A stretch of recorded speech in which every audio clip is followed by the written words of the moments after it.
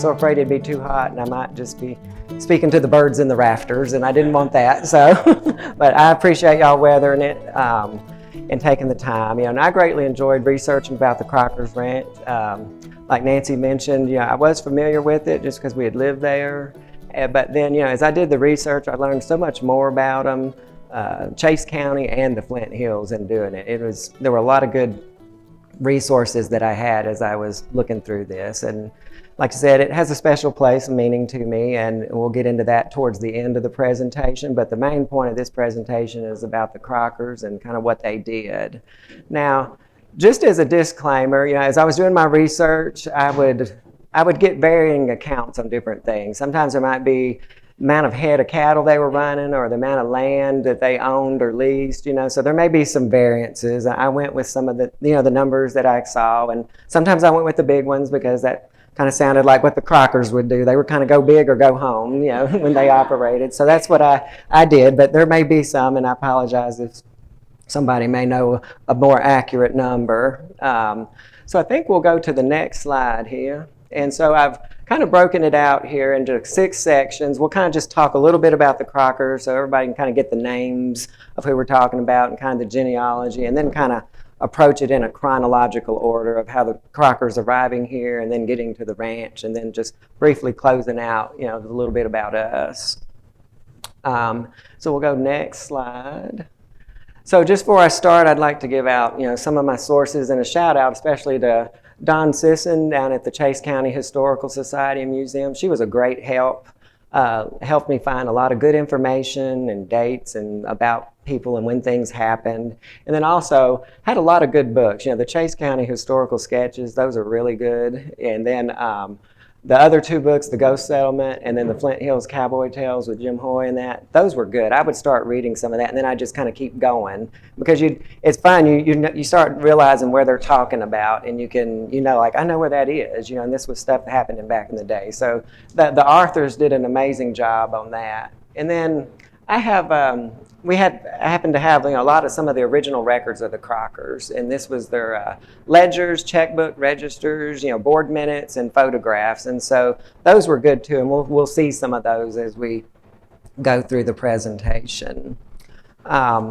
So before we get into it, I wanted to read just out of the Chase County Historical Sketches, Volume 1. This was on page 30, and I thought it gave a good insight into kind of the disposition of the people and their vision of when they first started settling here and kind of how they looked at things, and approached it. They were in a new area, something unknown. But so it says here, when the land was too rugged for cultivation, they smote the rock and made it into buildings and bridges and into beds for the railroads to come. When the eons-old Flint Hills were too steep for planting, they herded their cattle for fattening on the blue stem which carpeted the slopes. Where the land was flat in the river valley, they grubbed out the cottonwood jungles and sowed their crops in the rich black loam. So I just thought that was a good description of kind of the people here when they came. They were always looking forward. Railroads weren't here, but they did stuff in anticipation of things coming. So I thought that was it's insightful for the people that came before us. So we can go to the next slide. So like most of these original families that settled in Flint Hills, they have an amazing story of how they got here. For example, the Roglers, they sent a son over, back in the 1850s to find new land and a home, and he gets to Iowa, and then he walks here to Chase County and then starts his homestead and ends up establishing what we're here sitting in today, his posterity. So there's amazing stories. And the Crockers, they have a fascinating story as well, and how they got here, and what it took, and how they embraced some of the headwinds and opportunities that came, in their way, and but they still moved forward and made their mark on ranching history here in Kansas and here in Chase County. So we see here William Crocker, his family was the first Crockers to come to, the New World, we'll call it, and they came in 1634, a few years after the Pilgrims came, and they were up in Massachusetts in the Bay Area, and eventually William, he became kind of a wealthy landowner, and he was a constable, and then over time his posterity started spreading out across New England and then eventually across the country as the country expanded. And then 7 generations later, we have Erastus, who was born in New York. And Erastus will be one of the main, he's the starting point here for Chase County, but he was born in New York in 1838. He'd make his way here, but he was not the first Crocker to step foot in Chase County, which we'll talk about. And then his father was Alexander, who was a farmer. So we'll go to slide 5, and this is just a very high-level kind of genealogy to kind of talk about you can see kind of the people and where we'll be talking about. So starting at the top, Alexander, he was married twice. He had several children from his first wife, and after she passed, he married again, and from that union, they had Erastus.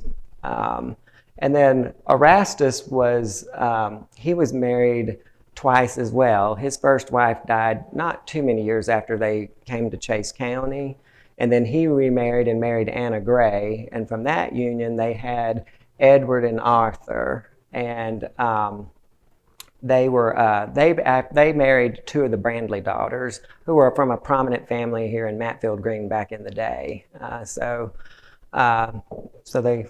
That's just kind of an interesting thing on how the people moved around. And then Edward, and from that you had Edward and Arthur, and then Edward had several children, and one of those was Mason Crocker. And he ended up being the last Crocker to own the remnants of the Crocker Ranch. And we met Mason, and then there was another, he had a sister, Anna Marie, who lived in Strong City when we first moved up here. So I got to meet two of the Crockers that were here when we first moved here.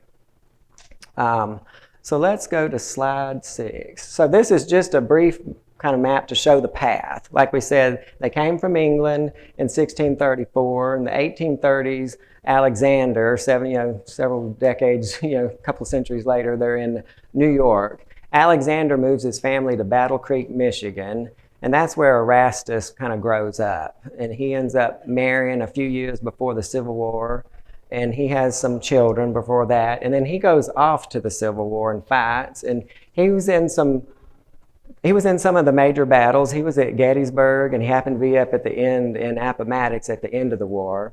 And they said he had a couple of horses shot out from under him in some of the battles, and then I guess his own casualty or wound from the war, they said, was he had lost one of his big toes. And so I'm not sure which one, but that's what they said in the record for him.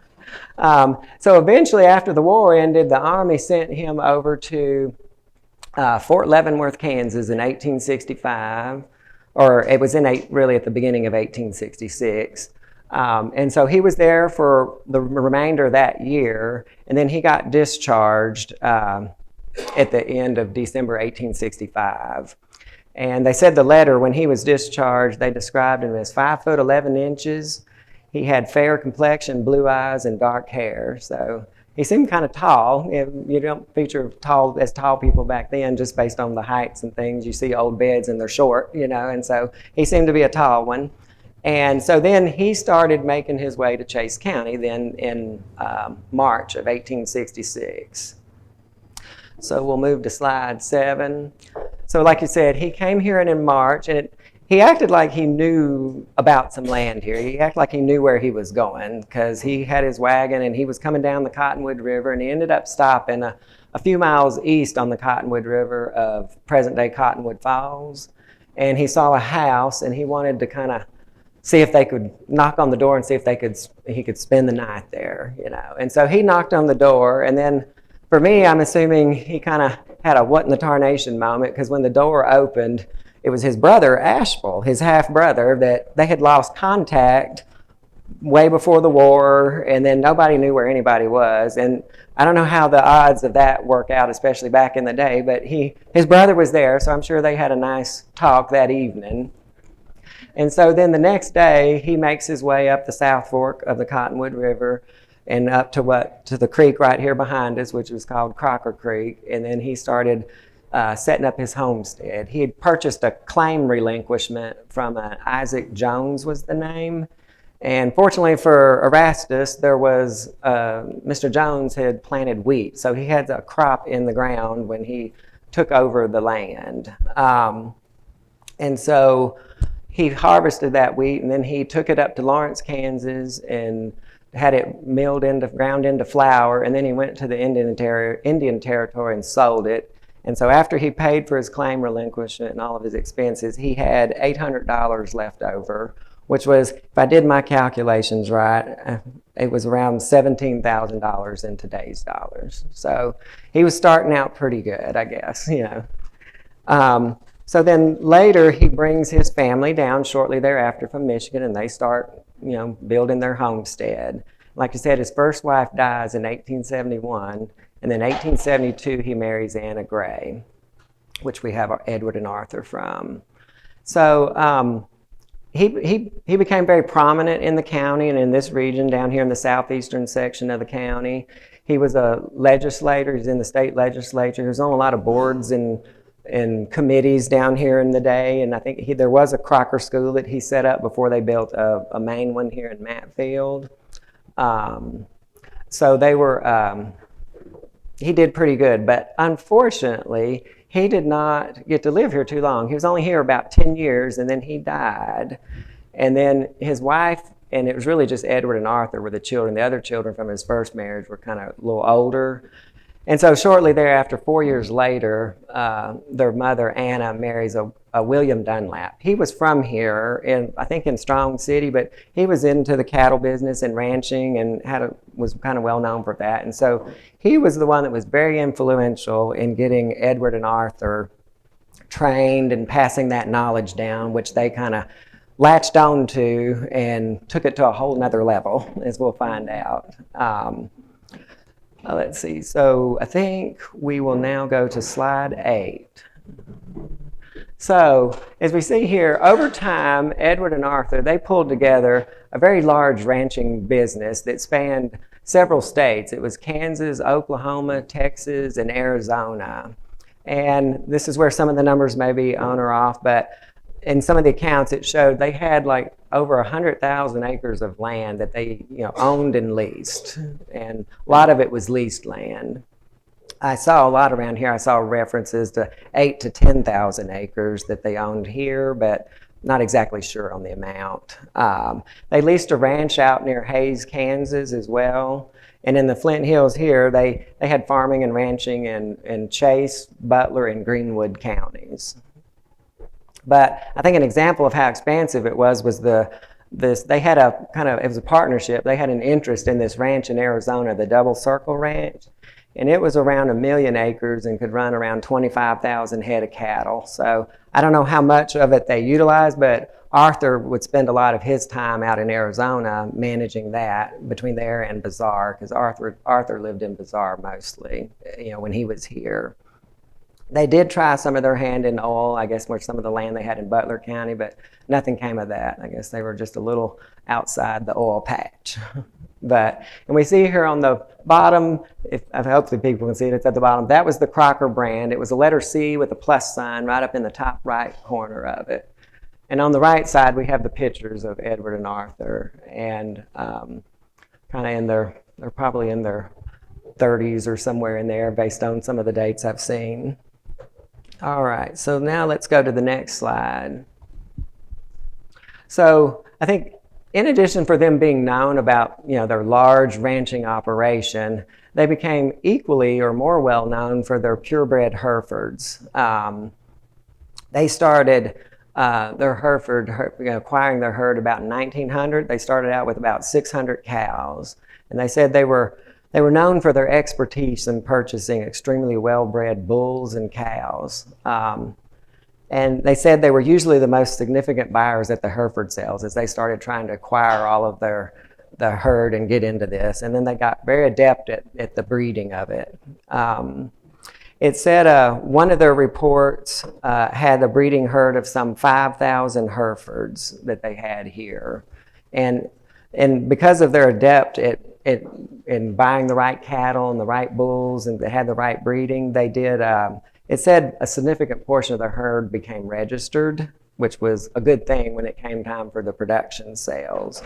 And so I wanted to talk about, there was an article in 1920. There was a gentleman that would he would come around periodically, almost annually, through the Flint Hills, and he would meet with the ranchers. They would look at cattle to see how they were doing and the quality of them. And this particular day, in October 11th of 1920, he had an appointment to come out and meet with Edward Crocker to look at the headquarters and then kind of go out into the pasture and then look at the cattle to see kind of what they were like. And this is kind of an account from it, because it doesn't do it justice unless I read it, but it says, in many of the Hereford sales I've attended in the last 4 years, Crocker brothers were among the heaviest buyers.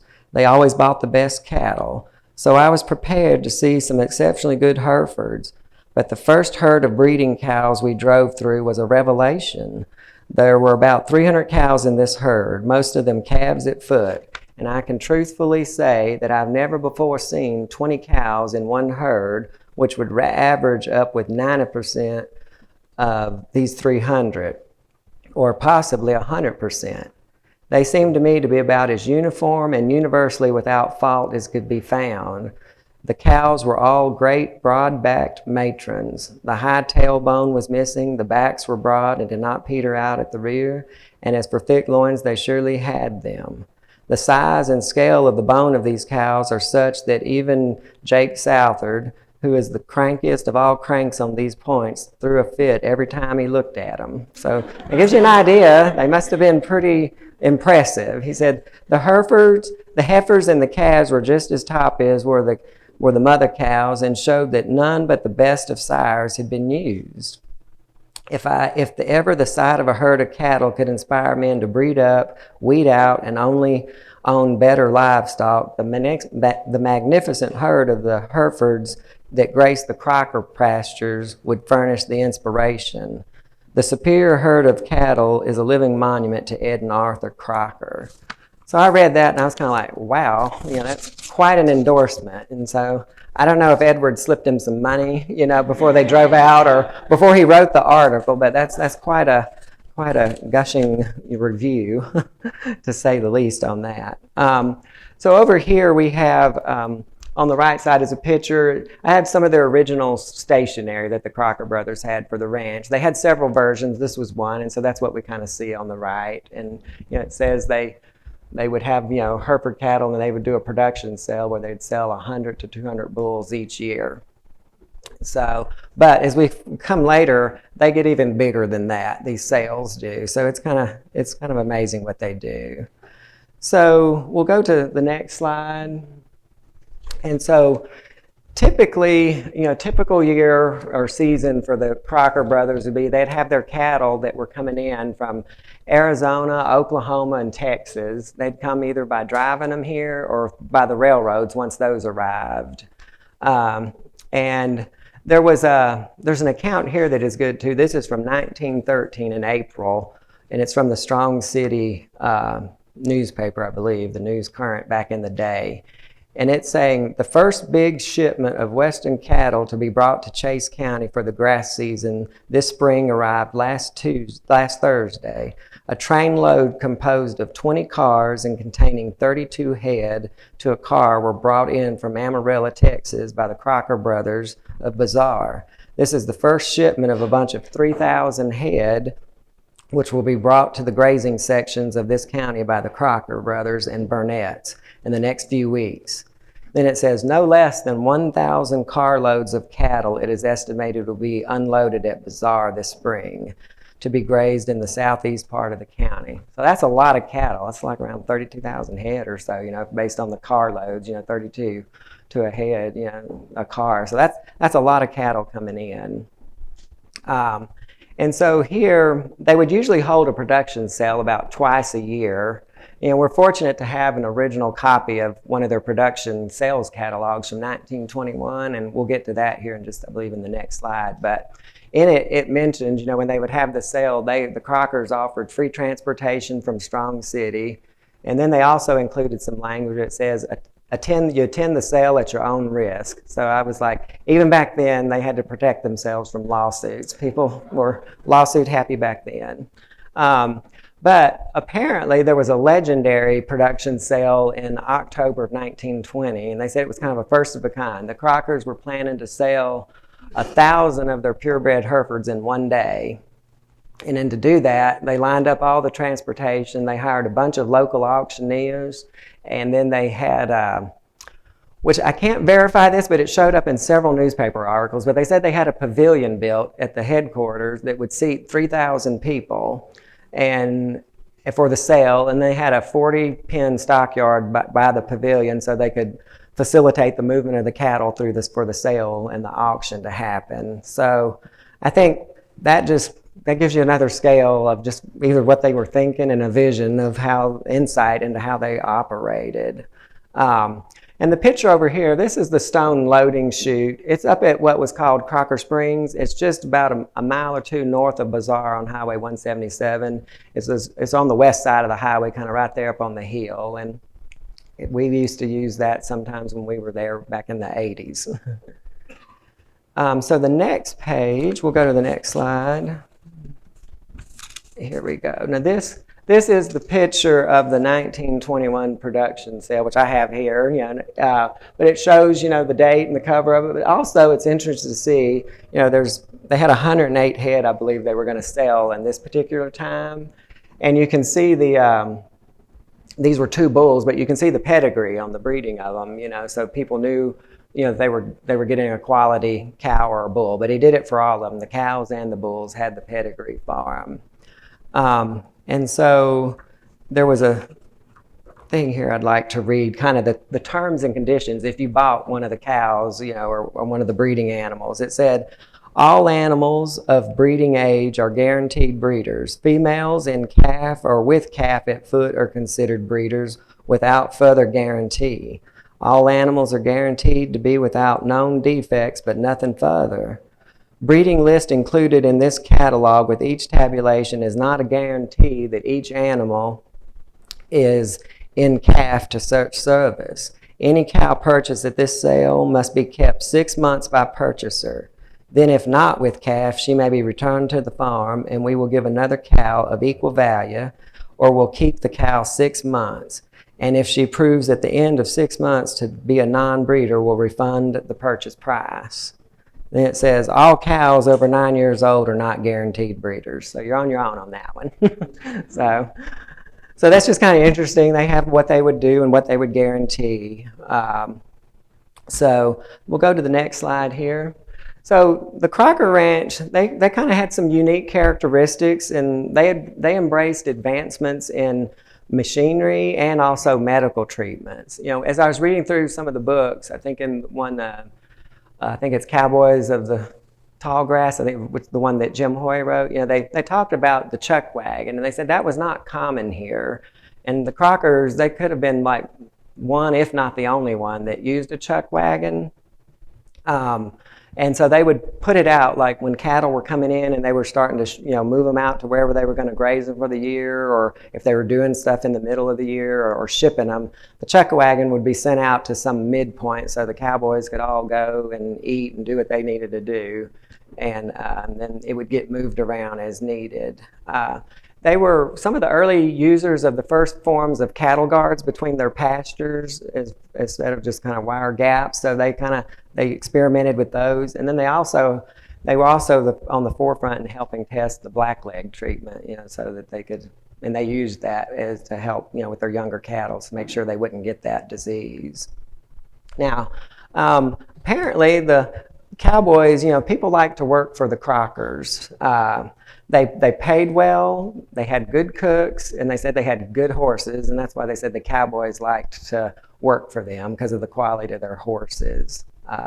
They generally kept around, just given to the size of their operation, they generally had on hand always around 20 hired hands at all times, and then that would increase when cattle were coming in or they were shipping or doing something like that. But they always had around 20 people work for them. Now, and it is apparent that the people liked to work for them. So there was one, Nate Russell was was the foreman for 27 years for the Crocker Ranch. Johnny Blackmore was another cowboy that worked for him. He helped him out for 18 years. And then even one of the other cowboys, I believe he went by the name of Lou Hart, he even wrote a poem, and it was titled Springtime at the Crockers. And this poem, it kind of describes the whole season of how what happens. He put it kind of down into a poem of when cattle are coming in, when they're sorting, when they have to do different things to them, and then when they ship them back out. So he kind of went through a whole season of that. And in the poem, they name, they name the proud names of the pastures and names of the cowboys. And some of these pastures, sometimes they may still be called this or not, but in the poem you'll hear pastures by the names of the Farrington, Lincoln, Elm Creek, Kemp, the Rogler, and the Morrill. And so it kind of walks through all of that about what they're doing and then the chuck wagon dinners. And today we're fortunate enough, and you get a pause from listening to me talk, we have Annie Wilson here, and she has put, at some point in the past, has put this to music, this poem, and so she's gonna sing that poem to us, and we'll take a little break and listen to her, which is a good thing.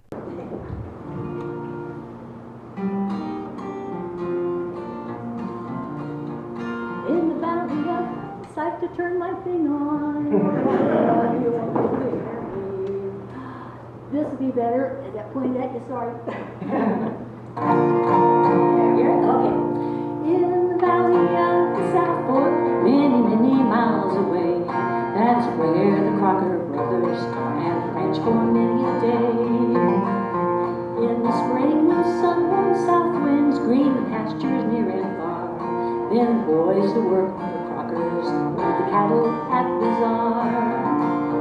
To the pastures up Old South Fork, where the grass is getting green, many a herd of scrawly longhorns driven southward may be seen. Johnny rides the Butler County, Nate rides everything between, while the Farrington and Lincoln Jennings is supposed to ride. Elkie, Cramp, and Rogler, though they are 3 miles apart, with Morrill in between them, all are rode by Old Man Hart. In the month of fair September, when the grass is turning brown, then the boys work for Crocker, bring the beef herds back to town. In the first faint flush of morning, from the ranch the boys will start, and Arthur, Jack, and Russell, Cooper, Danny, and Lou Hart. Ed and Arthur do the cutting on their horses, Cy and Ben, which is best was often argued after supper by the men. Cut 10 loads of my best cattle was the message Pop 'em wired. If they do in time to load 'em, men and horses will be tired. Now at noon the boys are hungry, it's 8 hours since they eat. Maybe we'll have 'em something special, as a cook he can't be beat. After dinner at the wagon, Arthur says as sure as fate, we will have to keep 'em drifting, or we surely will be late. Down the trail past Seward Baker's, they will take 'em to Bazaar. Maybe they will eat at Gaddy's when the last steer's in the car. In the valley of the South Fork, many, many miles away, that's where the Crocker brothers have ranched for many a day.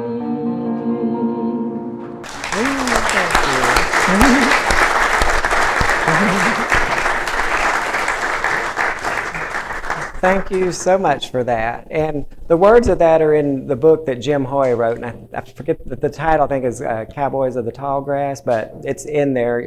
You have the name of it? Flint Hills Cowboys. Flint Hills Cowboys, yes. It's one by Jim Hoy, and so the words of it are in there. So we'll go to the next slide. And so the Crockers, we know they had a lot going on. They had a lot of land, they had a lot of cattle, they had the purebred Herefords, they were moving cattle in and out to graze on the pastures. They had other things going on too, farming, and so they required a significant amount of people and resources to operate this. And they were quite prolific in building, the structures that they needed, all of which had a purpose at the headquarters. And they would say a lot of people, when they would come to visit or if they were passing by, they were astonished at the sheer number of the buildings. There was at least 15 buildings there, and most of them were fairly large. And so on this right here, we have a picture. This is it's an original photograph, but I think back in the day they would do this kind of hand colorization of photos. But we're looking south to the profile of the ranch headquarters. And if we kind of start, just to go at the front, you have the main house at the front. There was a stone smokehouse, another outbuilding, and then that kind of white building with green trim, that was the bunkhouse dining hall. And then the first big tall red building was the granary, and it had scales in it and doors on either end, so wagons and trucks could pull in and be weighed and then pull on out. And there were other attached sheds and outbuildings to the granary. And the next red building at the back is the big horse barn. And then to the southwest of it, which you can't see a lot, but there was a dairy barn. It's right up next to the railroad tracks. And then back on the north side of the barn, there was a stone shop, 2 large concrete silos. They had a chicken house, some other outbuildings and sheds for just where they would keep some horses in little smaller pastures. And then there was a large hog barn. So there was a lot going on there, and it took a lot of people to do that. So we'll go to the next slide. And behind the barn, too, there were cattle pens, obviously. They had all of that going on, too. So this is another one of those same pictures, except you're looking straight on. So we're looking west, and you see you have the barn in the back, and the barn was built in 1906. And you can see down right at the bottom of the picture of the slide, some may not be able to see it too good, but there's a big slab of stone that runs across the top of the barn at the opening, and the Crockers carved in there, Crocker Brothers, 1906. And then if we come to the front, you have the house, the granary. You see another profile of the granary there to the right. And then at the front, we have a better kind of view of the home that Edward built, and that was completed, I guess, in around 1910. Let's see. So I think the Crockers, they kind of constructed a headquarters that matched the size of their operation. So it's kind of more of a go big or go home, and they did. They went big. So we go to the next slide. I like architecture, and this is just another picture of the home, but this picture was taken in the 1940s. It's in the winter. There's some snow around the house. At some point, they remodeled the home in the 50s or 60s, but this is what it looked like in the 40s and when Edward lived there. So we'll go to the next one. So these are some of the records that we had that were some of the original records. And about 1928, Edward and Arthur, they incorporated the ranch. And so we have like some of their original state filings with the Secretary of State of Kansas each year where they would certify the corporations in good standing. And we had some of their board minutes. And it was truly a closely held company. They didn't have outside shareholders. They had, here we have one of the last pages of their minutes on the left side. And so you can see Edward's signature at the bottom. And then it's very faint, but they have their stamp where they kind of emboss the paper to mark it on the kind of right up to the top left of Edward's signature. And then you have Maud Crocker signing because that was Edward's wife, and she was on the board as well. And so the board members were Maud and Edward and Arthur, Edward's brother, Mason Crocker, who was Edward's son, and then there was one individual, Roy Bray, and I wasn't familiar with the name Roy Bray, but I was familiar with the name Bray, and I thought, well, maybe that was the connection. But I did look in some of the historical sketchbooks for Chase County, and the Brays, there were a family here in the Matfield Green area back in the day, and then when Mason Crocker, there was a pasture out southeast of Matfield, out towards the old booster station, and it was called the Bray. And so I thought, well, there must be a connection there. That's where the name Bray came from. They either named it because of Roy, or maybe they lived out that direction. So anyway, so I thought that was kind of interesting. It kind of gave me a little bit of a connection maybe on how a pasture was named. And we can see up here they have their articles of incorporation. They set out to do quite a lot.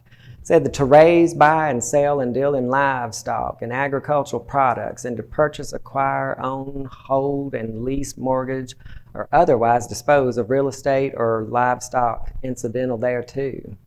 Also, the improvement of breeding the domestic animals by importation, sale, or otherwise, and the conversion and disposal of agricultural products, including but not limited to all other purposes incident thereto.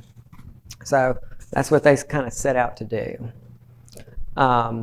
So if we go to the next page, this is a slide, a photograph I took from one of the check registers. And this is from February 1920. Maybe a little hard to see, but it gives you an idea of some of the types of expenses that were going on just in that particular month. And there's a lot of lines there for wages, feed, telephone. Further down there, I couldn't get it all on the page there, you'd see pasture rent and things like that.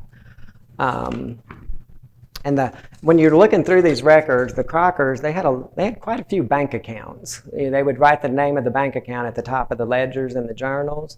And some were personal, I guess, and then some were just for the operating of the business. And at least what I could tell, they had accounts at Exchange National Bank, which I believe was the one in Cottonwood, and then National Bank of Commerce, Matfield Green State Bank, Commerce Trust Company, El Dorado National Bank, and then Strong City State Bank. So they kind of spread it around with all of that.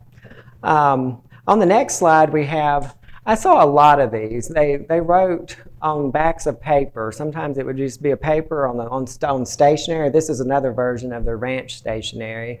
But you would just see a lot of these statements of accounts that they would go through. And this particular one I have is from December of 1923, and it kind of gives an idea. They'll list everything out. They have up at the top Matfield Green State Bank and then El Dorado National Bank, and then they start listing expenses. And you got feed, vet, lumber, horseshoeing, oil and gas, vet and medicine. And you'll notice there at some point you'll see the two largest expenses were pasture rent and interest. And the interest may come back in. It will come back into our story a little bit because, because if they got a lot of interest, that means they have some loans and some debt. So that becomes a problem in the near future for them. But if I did my calculations, they had pasture rent, and it was $33,000 back then, which that's a lot. And if I did my calculation right, that's about $600,000 today. So they had a lot of land leased. And at the bottom, where they balance out at the bottom, it's $143,000. That equates to about $2.6 million today. I had another statement, and it wasn't, you couldn't see it as well, but the total down there was like 400 and something thousand. And it was I can't remember if it was a few years before or after this, but 400,000, that's like several million more, like 3 or 4 million more, So they had a lot going on. It's a fairly big operation for the time. So if we go to the next slide, so like we said, at the end of the 20s, and the 30s, those were some difficult times, and it was difficult times for a lot of people. And it didn't spare the Crockers. The debt and the economic conditions, finally turned against them. And they ended up kind of witnessing the collapse of their ranching operation. This resulted in the sale of their cattle. They started to kind of sell off the Hereford, the purebreds. Land got sold off. And so it resulted in a considerable reduction in the size and scale of what they were operating on. And there was one story here, they were able to recover some of the property and kind of regroup. And there was one story that the Roglers came to their aid, and the Roglers had purchased some of the auctioned land, and then eventually they sold that back to the Crockers for what they had paid at the auction. So that was mighty nice of them to do that, and it kind of helped them kind of regroup and get their feet back on the ground. There was Edward's son, Mason Crocker. He then slowly, over time, reacquired a lot of the major properties here in Chase County over time and kind of put that back together.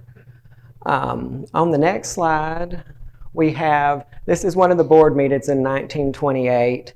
And over on the right side, what's happening here in the minutes, Edward and Arthur, they had redeemed about 4,500 acres from foreclosure, and then they were selling it to the corporation they set up. The corporation they set up was Crocker Land and Cattle Company, and so you can tell they're trying to get back stabilize things, after the disruption of having things sold off and auctioned. But fortunately, they were able to get some things out of foreclosure.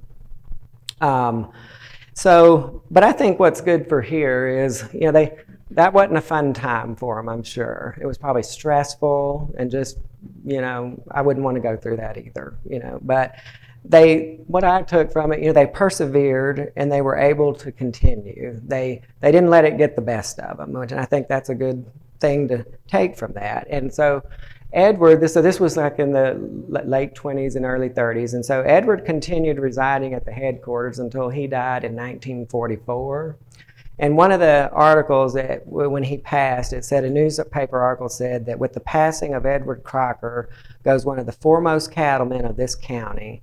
One of the last big stock deals he handled was the driving of 800 head of cattle from Fairfax, Oklahoma to Chase County. And they did that with the help of 9 cowboys. And so then Arthur passed in 1953. He lived a little bit longer than his brother. And he continued in ranching as well. And in the 40s, he managed a ranch down in Ellis County, Oklahoma. And so I think here, whoops, you get something? I think here, what a magnificent story they've left us. They started out at a young age and they executed on a grand ranching operation. And as common today, they had to endure the ups and downs, but they remained positive and hopeful with an eye to the future and, with the legacy that we're still talking about today. So I think that's a tribute to them and to their credit. So that's, that's kind of where we end with that. We're kind of approaching towards the end of it. And so I'm just going to briefly talk just a little about my connection there and our family. If we can go to the next slide. And so we moved to Kansas in 1980. That Mason Crocker had put the ranch up for sale. And so my parents ended up buying that in 1980. We were originally from Louisiana, where our families had ranched down there. And my daddy's brother, my uncle, Jack Methvin, moved up here, I believe, in 78, and we followed a couple of years later. And last year, my aunt, who's here today, she gave a presentation on their family and how they got up here and what they did. And so we followed suit a few years later.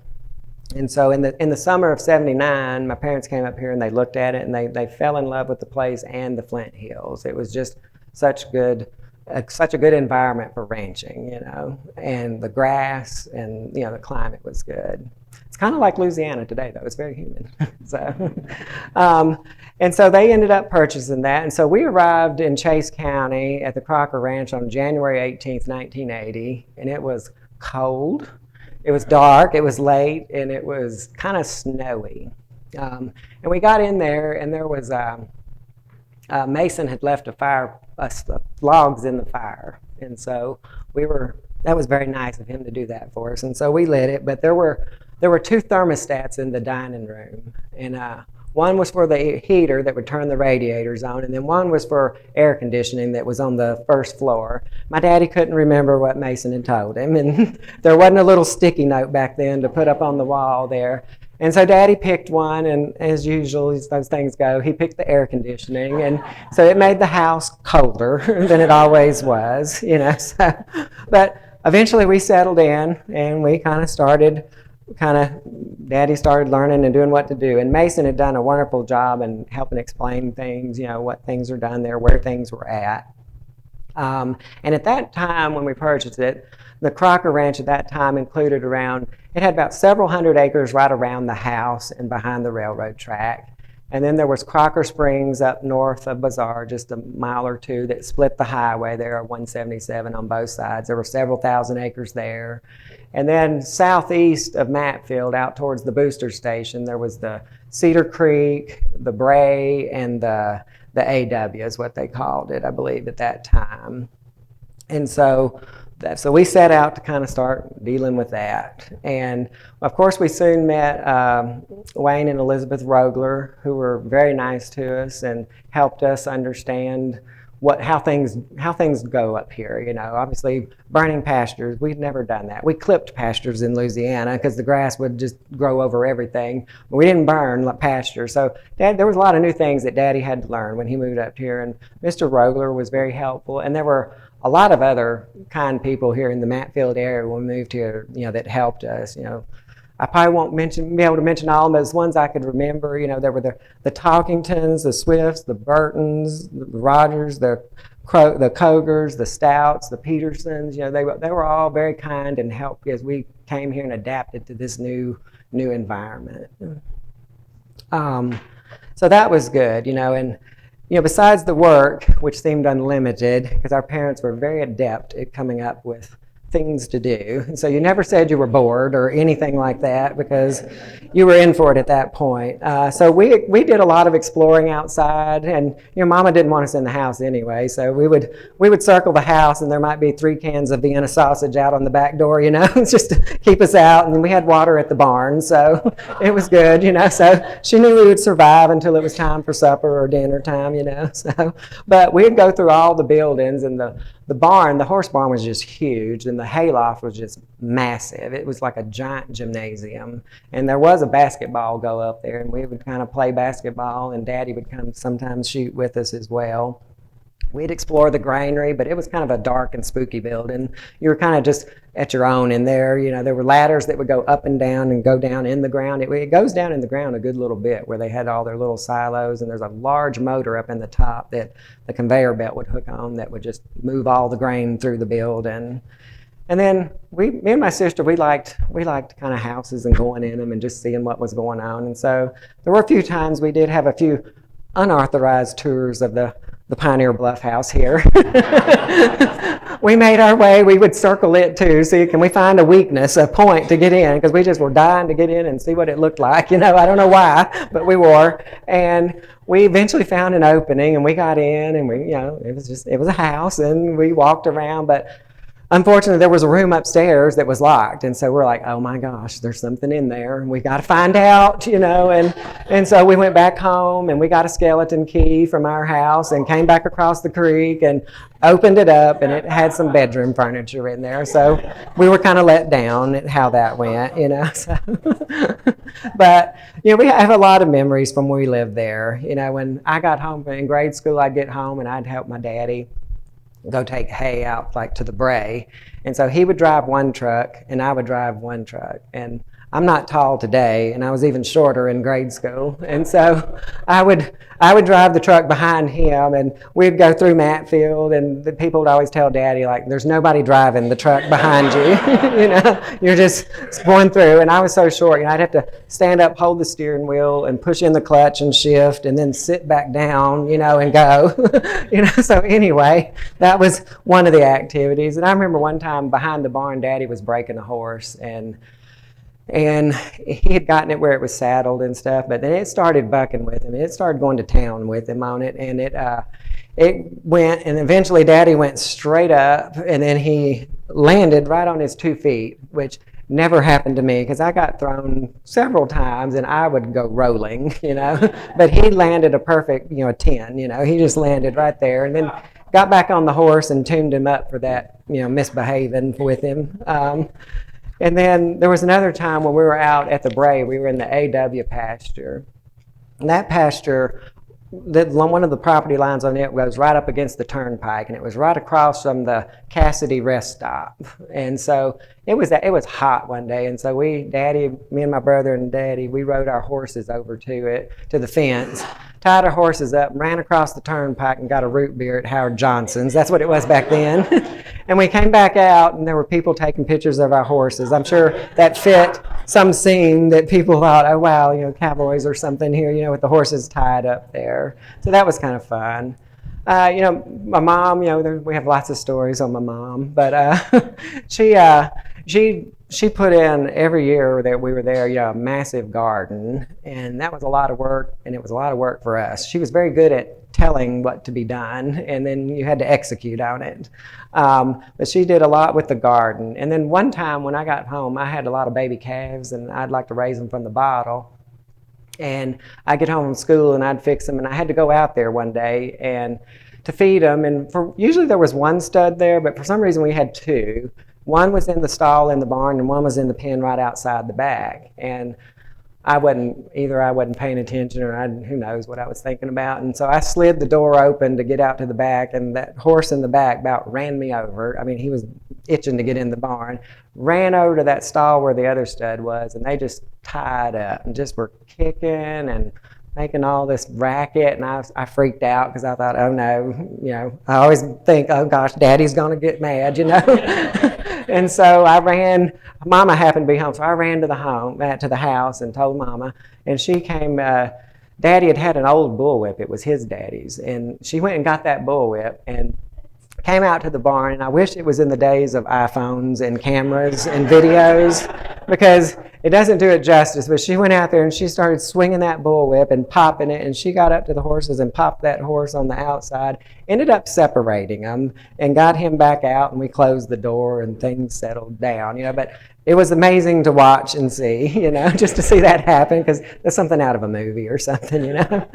The other thing she would like to do was when she would come in, you come down the driveway and there was the garage right there, and her thing was, if you were home, she would honk that horn, and that meant by the time she went around by the propane tanks and turned around and headed into the garage, the door better be up and you go in, because if it wasn't, you'd hear about it. And one of my favorites, it was painful at the time, but when we moved up to Kansas, I'd heard some new words on the playground, and and so one day I was there at the house, and Mama was there, and I was up at the second landing on the stairs going upstairs, and she told me to do something, and then I used one of these new words that I'd heard, and I said mother and then the next word, and it was like the earth stopped, and the next thing I knew, she was over me, and she tuned me up, and when Daddy got home, he tuned me up, and I truthfully have never said that word again in my life. But one thing, when we would go outside, out to the brae and things, there was a guy that lived out there, I believe it was Mert Talkington, and he had some colorful language sometimes when he would speak, but Daddy sometimes would need to talk to him or something, and we would go there, and I got to say him when we were heading out there, oh yeah, we're going to stop by Cusser Talkington's place, that was my nickname for him, so. And so on the last story here, because I know everybody's hot and we need to get out, but there was a cake bin out there, a large one that was up high and you could drive under it. And usually my chore was to climb up the ladder and go shut the lid or open it, depending on what was going on that day. And Daddy was fixing to head out somewhere, and he wanted me to go shut the lid. It was in the evening. And he would always check to see if I did it. So I knew he was going to he would look out the back door before he left to see if I'd done what he told me to do, and I didn't get distracted. But on my way out there, I conjured up this thought, this will be fun, And so I was running out there to shut it. I said, I'm going to climb up there as fast as I can before he gets out, and then I'm going to pretend I fell off the cake bin down and be laying on the ground. And so I did. I got up there and I got back down on the ground because I was watching as I was going up and as I was coming back down to make sure Daddy hadn't seen me. And I laid back down on the ground, kind of had like a leg in the ladder or something to look like I had done something. And sure enough, Daddy opened the door at the back of the house, and he looked, and then he saw me on the ground, and then he started running, and he started hollering my name, and I thought, oh boy, this worked, And then as he got closer, it worked better than I thought. But I thought, oh boy, he's really into this, And so I thought, I got to stand up so he knows I'm okay. And so I stood up, and then he was not happy with me. So anyway, so that's some of our memories there, But as with the Crockers, we had our ups and downs too, And eventually the downs prevailed. And in 85, we left there, and then eventually left Chase County in 87 and moved to Texas in Dalhart. And we stayed there. My parents stayed there until in Texas there until they died in 2021. And so, but I'm fortunate enough, however my time was here. I grew up here from middle of third grade till the middle of my junior year, and it made me, really, I loved the Flint Hills. I loved it here, And so, fortunately, I was good enough, and the good times and the good memories crowd out the bad, and I was able to come back here, and which I'm so glad I'm back here. I love it here, and I love the Flint Hills, and so I appreciate y'all coming here and listening to this, and I hope y'all enjoyed it, and I thank y'all so much. Thank you.